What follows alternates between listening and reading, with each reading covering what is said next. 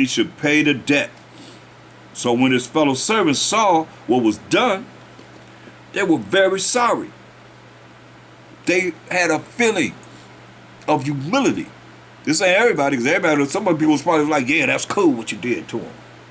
But he said they felt compassion. They felt sorry for the man and came and told unto his master all that was done. Then his master, after he had called him, said unto him, O thou wicked servant, I forgave thee all that debt, 10,000 talents, because thou desired me.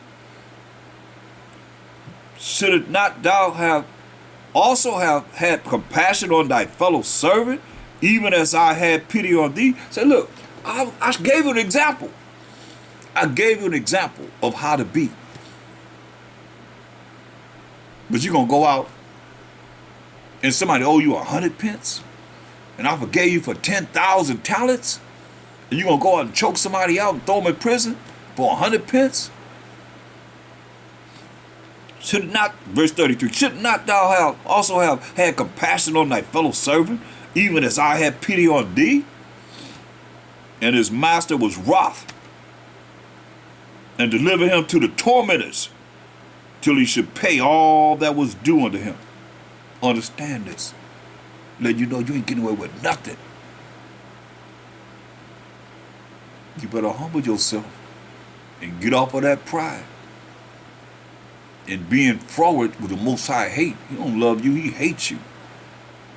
Being like this. That's why he say, look, and his master was wroth and delivered him to the tormentors. Mashiach gonna deliver you to the tormentors till he should pay all that was due unto him.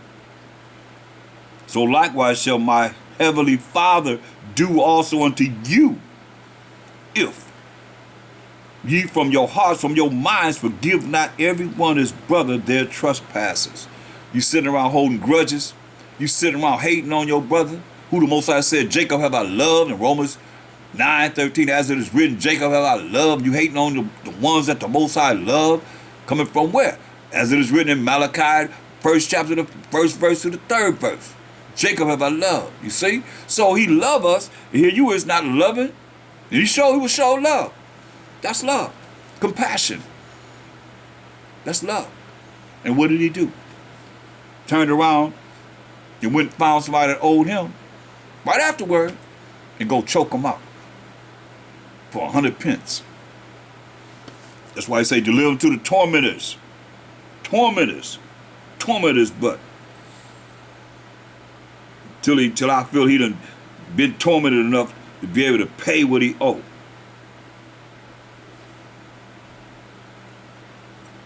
Give him a lot of angry tortures. Torture him with those that's angry and take it out on them. That's what their job is to do. Tormentors. Delivered, this will say. And his master was wroth, angry as ever, and delivered him to the tormentors, till he should pay all that was due unto him. See? And that's how it's going to be for those that are going to disrespect the Most High's law, statute, commandments in these last days. They're going to be delivered to the tormentors. Most High said he's going to melt you. Understand this.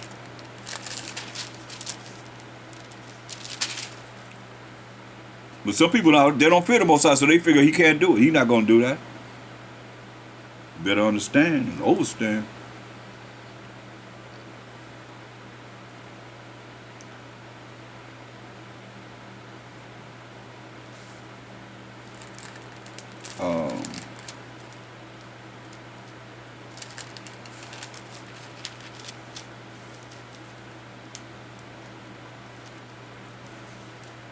Look at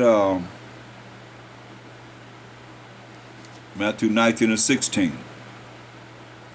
And behold, one came and said unto him, Good master, what good thing shall I do that I may have eternal life?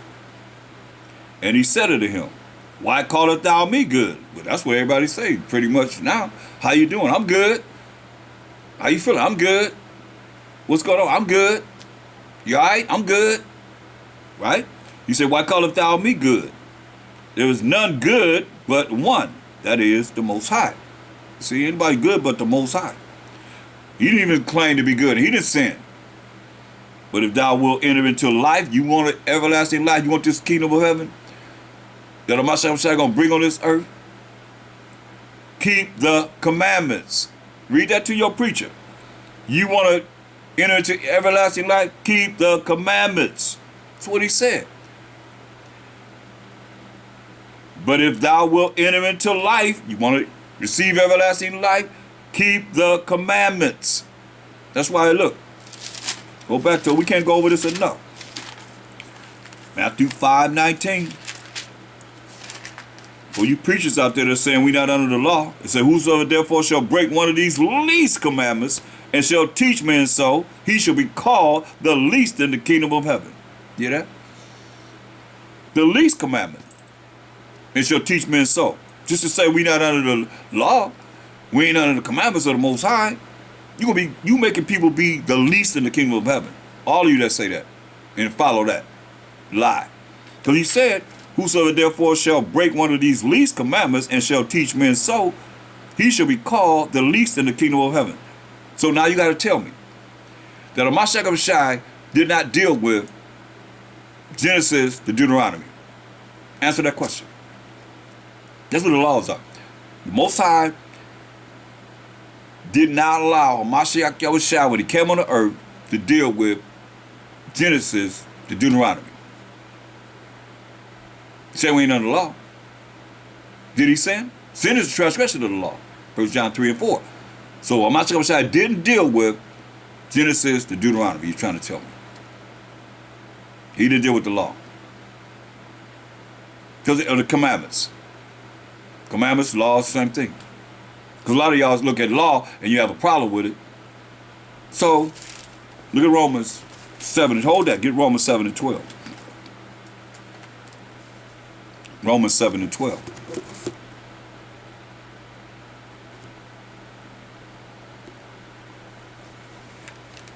Romans 7 and 12. Since y'all say the law and the commandments are different,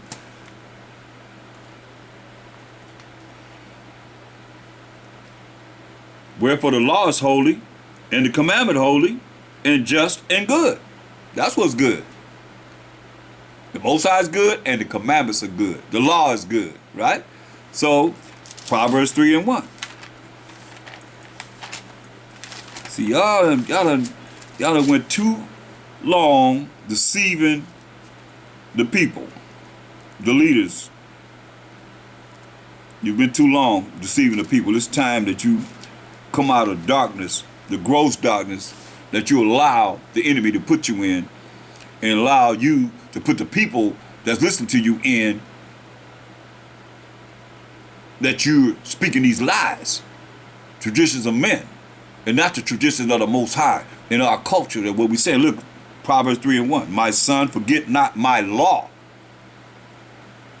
but let thine heart keep my commandments. There it is. Law, commandments, same thing.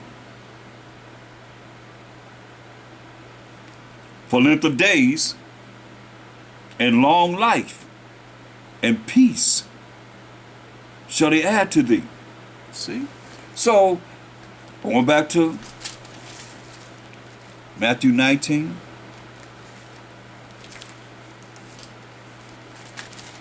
Matthew the 19th chapter.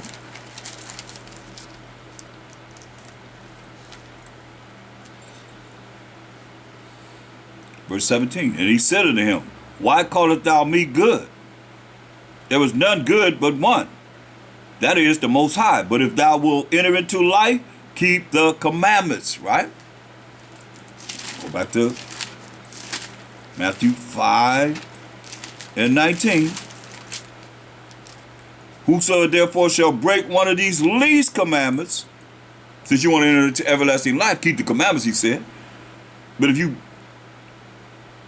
shall break one of these least commandments and shall teach men so, like you're saying, we not under the Most High's laws and commandments, which are commandments and laws. he shall be called the least in the kingdom of heaven. Hear that? He's going to be called the least in the kingdom of heaven. But whosoever shall do and teach them, do the laws and teach the laws, because the Pharisees and scribes, they were telling you what to do in the law, but they wasn't doing it. That's why he's cutting them too. And some of you out there that still came on this earth and had that same spirit. He said, but whosoever shall do what? Do what? The laws and the commandments, and teach them. What's the them? The laws and the commandments. The same shall be called great in the kingdom of heaven. See? Go back, jump up to verse 17. Think not, he said, that I am come to destroy the law or the prophets. So I ask you a question. What did he have to go by when he walked on the earth in the flesh? Just for all you that believe that you're not under the law, you're not under the commandments of the Most High, you ain't got to do what the Most High say do. His rules and regulations. You understand that, right? Rules and regulations. I ask you, what did he have to go by when he walked the earth? Or Mashiach Yahushua, when he walked in the flesh? What did he have to go by? The New Testament that y'all just sticking into and don't really understand it? He only had the law and the prophets. That's why he said, think not that I am come to destroy the law or the prophets. I am not come to destroy, but to fulfill. Fulfill the things that were written of him, that he would have to come and suffer for the 12 tribes of Israel. For verily I say to you, till heaven and earth pass, heaven and earth is still here, if you hear my voice, one jot or one tittle shall in no wise pass from the law till all be fulfilled. See? All has not been fulfilled. But it's going to be fulfilled.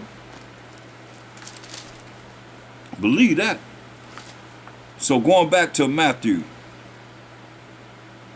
19, since the man asked about how could he receive eternal life, everlasting life, be one that would live forever and ever and ever.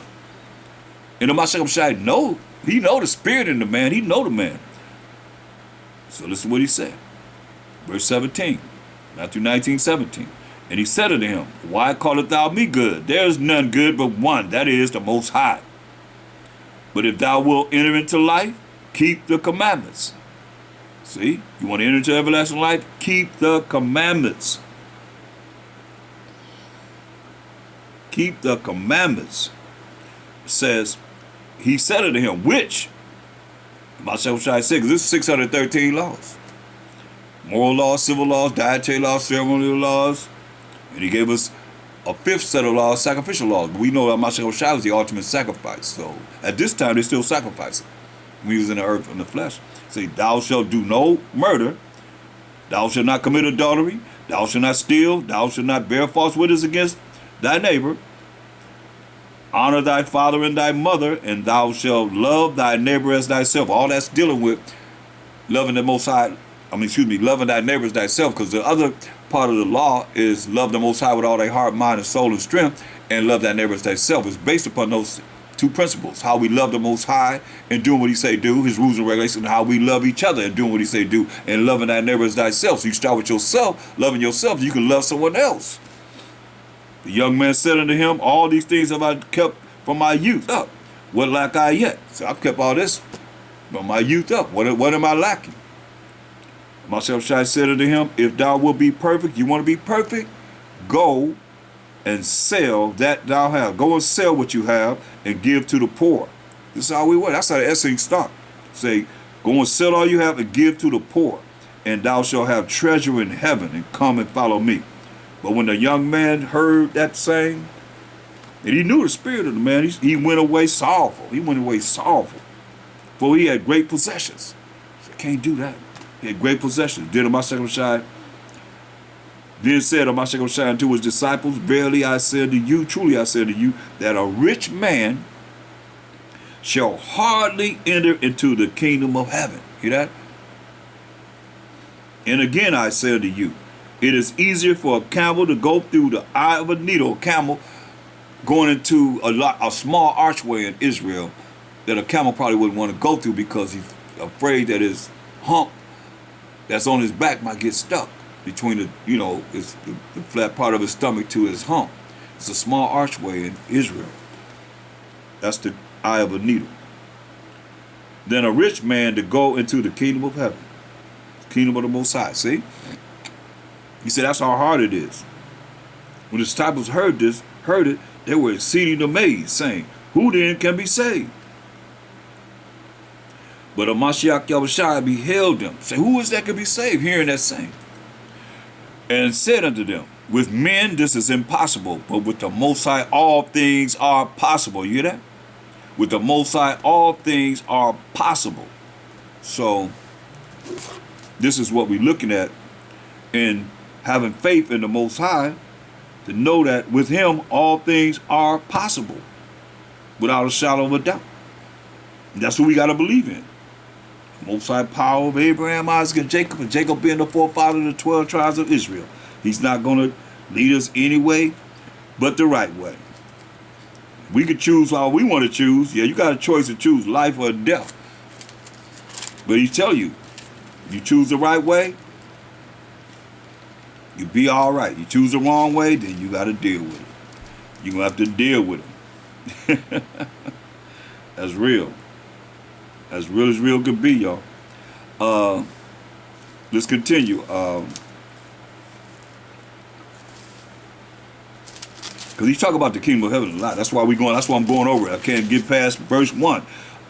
Matthew the 25th chapter. But Matthew 20 and 1. For the kingdom of heaven is like unto a man that is an householder, which went out early in the morning to hire laborers into his vineyard. We went over this the other day. And when he had agreed with the laborers for a penny a day, he sent them into his vineyard. So he went out and got them in the beginning of the day and said, hey, you're going to get a penny for your work, for a day's work. They went out working in the vineyard. And he went out about the third hour, 3 hours later, and saw others standing idle in the marketplace, right? Doing nothing, just chilling, and said unto them, go ye also into the vineyard, and whatsoever is right, I will give you. And they went their way. So they said, you go out into the vineyard. They started on the third hour, 3 hours later. He said, whatever is right, I will give you. He didn't tell them a price he's going to give them. He said, whatever is right, I will give you. Again, he went out about the 6th and 9th hour and did likewise. That's 6 hours later and 9 hours later. And about the 11th hour, this 11th hour, he went out and found others standing idle, and said unto them, why stand ye here all the day idle? See, why you standing here all the day idle? They said unto him, because no man has hired us. See, nobody has hired us. No man has hired us. He said unto them, go ye also into the vineyard, and whatsoever is right, that shall you receive. So you see, he's not giving them a price that he's going to pay them. He said, go out into the vineyard and work, and whatever is right, that's what you're going to receive. But the first one he told, hey, I'm giving you a penny for a day's work. So when even was come, the master of the vineyard said unto his steward, call the laborers and give them their hire, beginning from the last until the first. So pay the last one that came in the 11th hour first.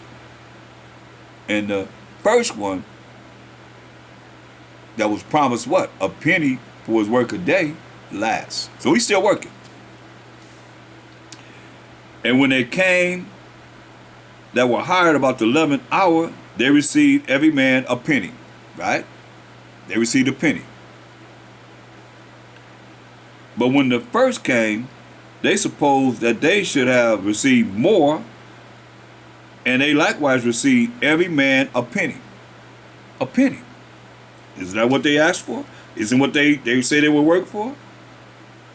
Verse 2. Matthew 20 and 2. And when he had agreed with the laborers for a penny a day, he sent them into his vineyard. So I'm going to give you a penny. They went to the vineyard. Verse 10. But when the first came, they supposed that they should have received more, Just like I say, many are deceived by their own vain opinion, right? And the evil suspicion overthrow their judgment, right? Ecclesiastes 3:24. They figured, hey, they out there still working. And the man that came at 11 hour already got his money, his penny, and he gone. He got 1 hour of work. He's gone. The other one's gone. Now here come the last one. He been in there all day long working, right? In the vineyard.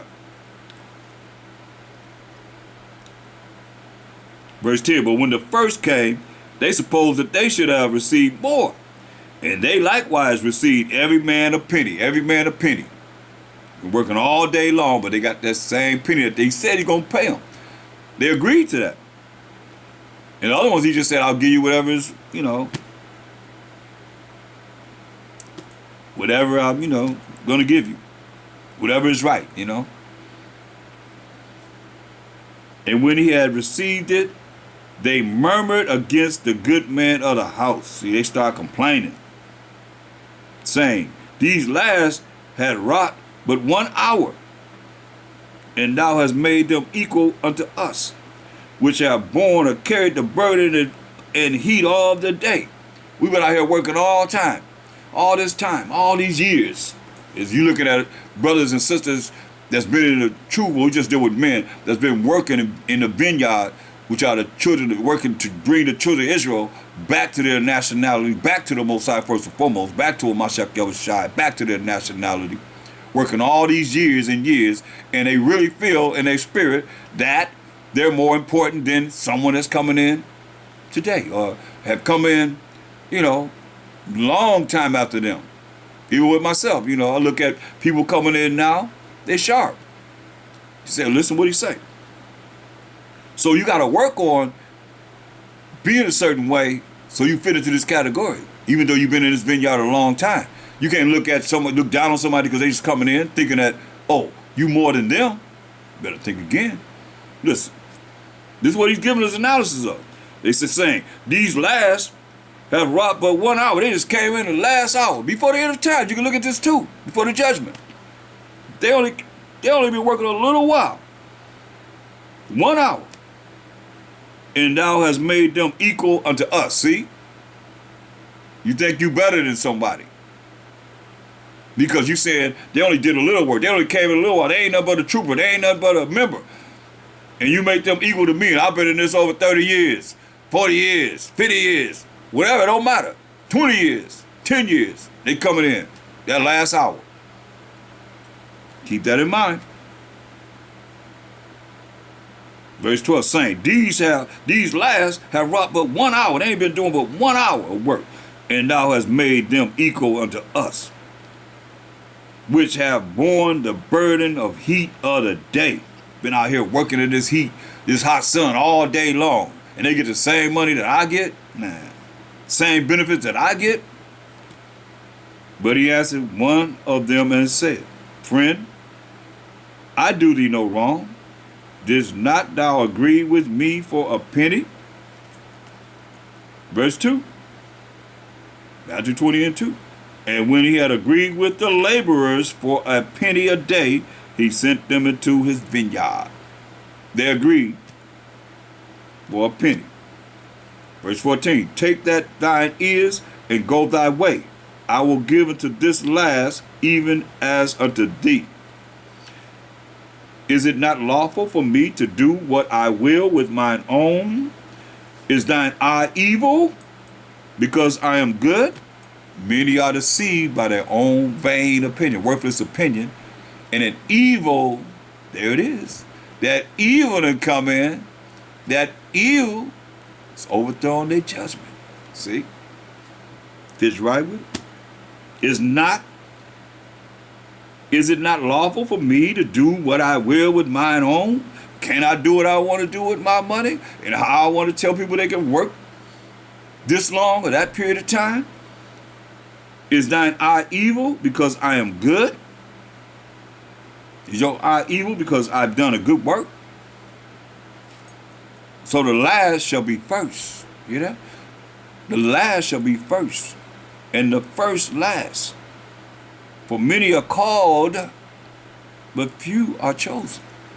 That's why it's about getting your mind and spirit together so that you are ready and understand what he's saying here. Like you say, when we look at that parables, what is he really talking about? How does that fit into where we at now? Because it ain't nothing new under the sun. It fits in how people think because they've been in so long that they're so much better than those that's just coming in. And if they learn spiritually how they should be in humbling themselves, then they wouldn't even be thinking like that. I'm just happy that more people is coming in learning this truth. And what position you gonna have in the kingdom? I'm talking to all you old heads. What's your position in the kingdom? All you leaders out there. I say it all the time. What number are you at 144,000? What gate are you going through? What number are you to 1/3? That's where it always be. Be silent. That's why we got to humble ourselves. Like he's saying, so the last shall be first, and the first last. For many are called, but few are chosen. Few chosen. Many called, but few chosen. That's why I say, go to Matthew 24.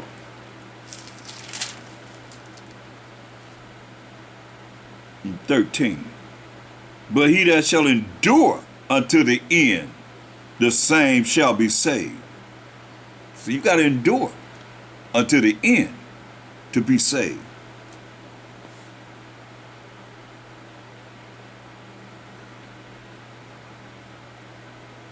And that's the end yet.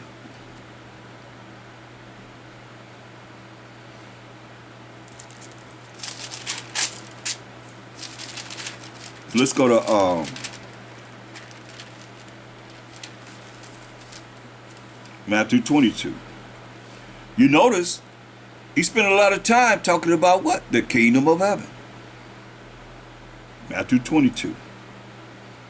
And 1. And my shall answer and spake unto them again by parables. And we know why he's speaking in parables. It's been explained a few times, and said, the kingdom of heaven is like unto a certain king, which made a marriage for his son. So a king making a marriage for his son, and sent forth his servants to call them that were bidden to the wedding. And they would not come. Say, hey, the wedding is ready. Come to the wedding. The king having a wedding for his son. So the king over all the people. And for his son. And people wouldn't come. They didn't want to come. Again, he sent forth other servants, saying, tell them which are bidden, behold, I have prepared my dinner. My oxen and my fatlings are killed, and all things are ready. Come unto the marriage. I mean, he pleaded with them to come to the marriage. But they made light of it. Ain't no big deal, you know. And we try and get people to come into the truth. Ain't no big deal. Learn our culture. Be an Israelite every day. And not just a Sabbath Israelite, but an Israelite every day. Learn it, live it, and apply it in your life. When you look like an Israelite, you act like an Israelite, you speak like an Israelite. Again, he sent forth other servants, saying, tell them which are bidden, behold, I have prepared my dinner. My oxen and my fatlings are killed, and all things are ready. Come unto the marriage. But they made light of it, and went their ways, one to his farm, another to his merchandise. One went to his farm, another to his merchandise. And the remnant took his servants and entreated them spitefully, and slew them, killed them. You hear that? They killed him. But when the king heard thereof, he was wroth. He got angry. And he sent forth his armies and destroyed those murderers and burned up their city. He destroyed those murderers and burned up their city. Then said he to his servants, the wedding is ready, but they which were bidden were not worthy. Say the wedding is ready, but they that were bidden were not worthy. And are coming to this truth and got all high-minded, thinking they all that. They not worthy.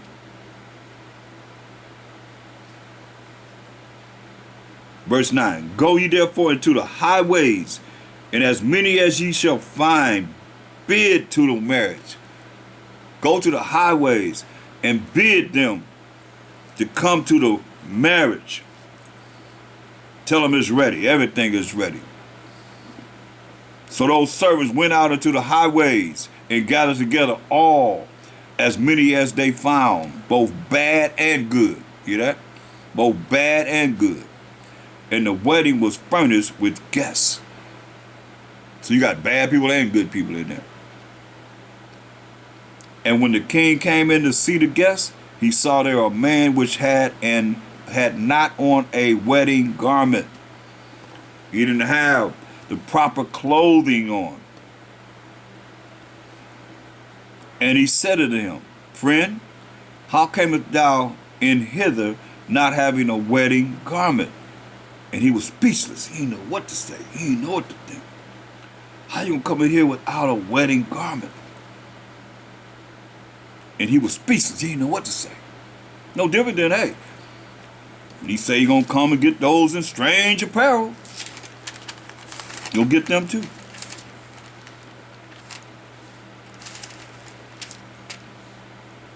It's something.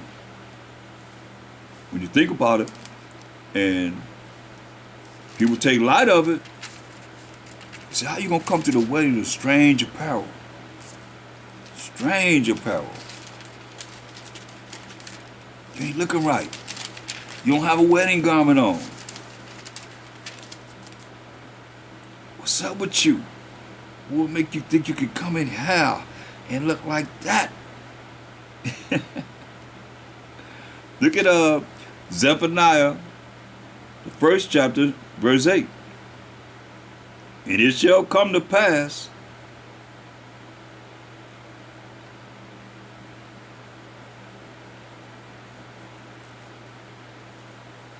let's look at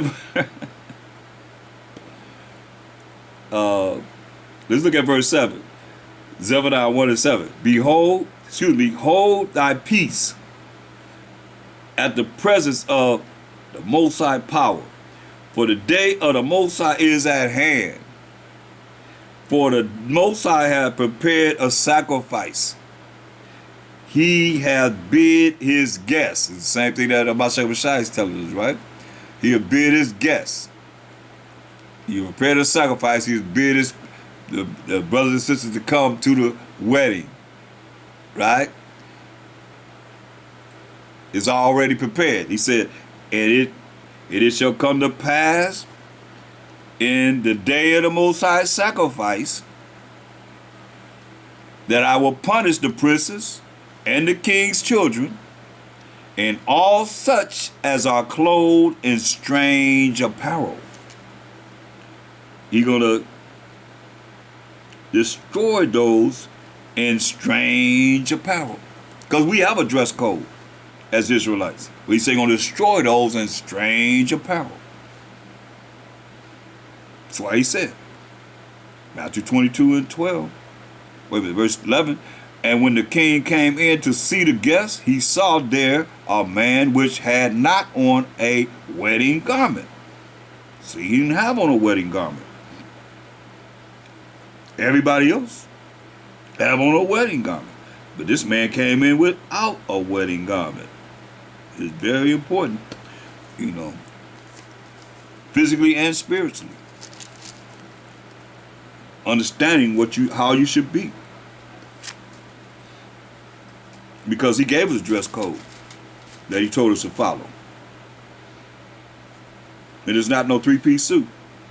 I mean, I'm not knocking those that wear because I have myself, but I'm just saying, majority of the time, you're supposed to be, even if you have it, where your fringes and ribbon of blue at. You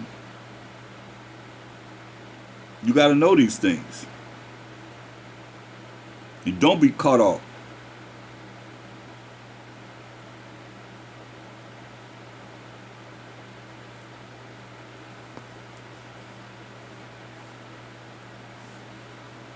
and get caught when he come. And here you are, as it says. And when the king came in, verse 11, to see the guests, he saw there a man which had not on a wedding garment. He didn't have on a wedding garment. Everybody else had to have on a wedding garment.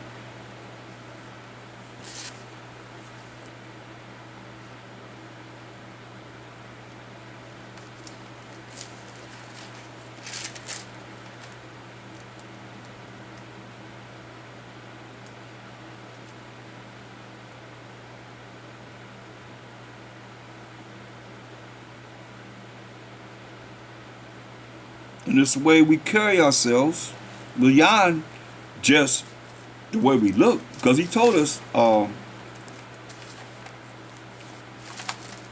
with me,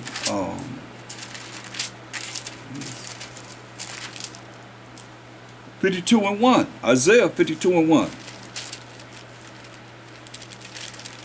Isaiah 52:1. Awake, awake. I mean, you come out of sleep. Awake, awake. Put on thy strength, O Zion. Put on thy beautiful garments, O Jerusalem, O Israelites. Put on thy beautiful garments, O Jerusalem, O Israelites, the holy city. For henceforth there shall no more come into thee the uncircumcised and the unclean. Shake thyself from the dust. Stop being in a low estate. Arise, Kwam Yasharallah. Arise and sit down, O Jerusalem. Loose thyself from the bands of thy neck, O captive daughter of Zion. Stop being captivated with this type of worldly system that we in. Don't let the God of this world destroy you and allow you to go into hell with them. And all those that are sinners and that do not want to keep the law, statutes, commandments of the Most High, including his people. Because a lot of our people, y'all looking at other people, you gotta look at ourselves first. Because this book is talking to us. Amos 9 and 10, just in case you forgot. Amos 9 and 10. All the sinners, those that break the commandments and the laws of the Most High, of my people who are the 12 tribes of Israel, the Israelites, shall die by the sword, which say the evil shall not overtake nor prevent us. We say, oh yeah, he gonna get you. That's why it says, Matthew 22:11. And when the king came in to see the guests, he saw there a man which had not on a wedding garment. And he said unto him, Friend, how camest thou in hither, not having a wedding garment? And he was speechless. He couldn't say nothing.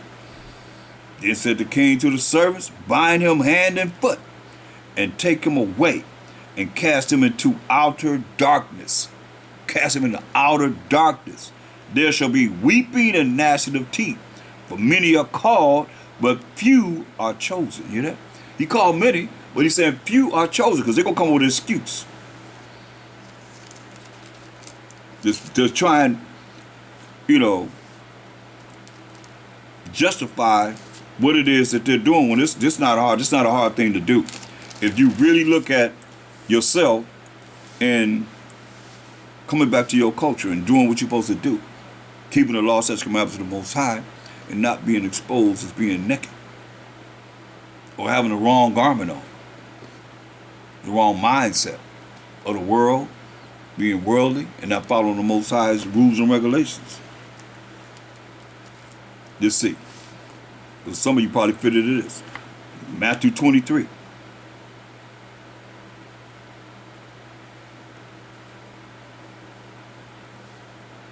This is what he said. I love this in verse 12. Matthew 23 and 12. And whosoever shall exalt himself shall be abased. Remember the man, they working all those years, all them hours. I look at years because a lot of brothers have been working a lot of years and they ain't humble themselves. They really think that they should be first in the kingdom of heaven, but they can't tell me what number they are, the 1/3, what number they are, the 12,000. From each tribe of the 12 tribes of Israel, that's the 144,000. And what gate they going into. That's why it's about listening to what he's saying and apply it in our life. And whosoever shall exalt himself shall be abased. I mean, you're going to be brought down. You want to be somebody in hell? So you're going to be brought down. And he that shall humble himself shall be exalted. That's real easy. Then he goes into the kingdom of heaven again. But woe unto you, scribes and Pharisees. So you got them scribes and Pharisees spirits that he said, hey, they exalted themselves. Remember, they was afraid they're going to lose their power with the Romans. And the people going to stop following them and follow Mashiach Yahushua. Lose their power with the people. They want numbers. They want all these people to be under them as they're operating with the Roman system. That's why he said, but woe, destruction unto you, scribes and Pharisees, verse 13. Hypocrites, for ye shut up the kingdom of heaven against men. For ye neither go in yourselves, neither suffer ye them that are entering to go in. You got your little cliques. You had their little cliques. Those coming in, they could never. Like some of you probably can't even call your leaders on the phone and talk to them daily or anytime you want to talk to them. Can't do it. That's how the Pharisees and scribes were. Woe unto you, scribes and Pharisees, hypocrites, again, for ye devour widows' houses, and for a pretense make long prayer, therefore ye shall receive the greater damnation. Woe unto you, destruction unto you, scribes and Pharisees, hypocrites, for you compass sea and land to make one proselyte, get one proselyte.